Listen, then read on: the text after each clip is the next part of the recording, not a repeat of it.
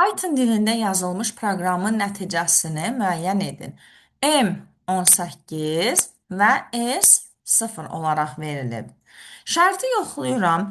M cüt ədəddirmi? Yəni 2-yə böləndə qalıqda 0 qalırmı? Hə.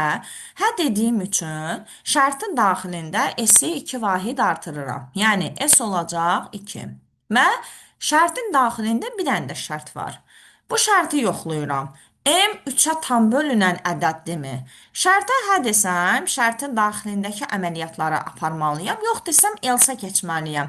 Amma şərt doğru olduğu üçün bu dəfə else baxmayacağam. Onda şərtin daxilində s-i 3 vahid artıracağam. S olacaq 5. Bir dənə də şərt var. İndi bu şərti yoxlayıram. M 5-ə tam bölünən ədəddirmi? Yox. Ona görə şərt ödənmədiyi üçün elifə baxıram. S 4'e tam bölünen ədəddirmi? S 5'dir. 4'e tam bölünen ədəddirmi? Yox. Bu el ifade yox dediyim üçün else baxmalıyam. Və else-də S'i 6 vahid artırıram. Yəni S olacaq 11.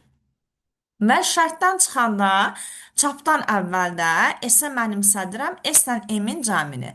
Yəni S olacaq 29 və S-i çıxışa verməliyik. Sualın doğru cavabı 29.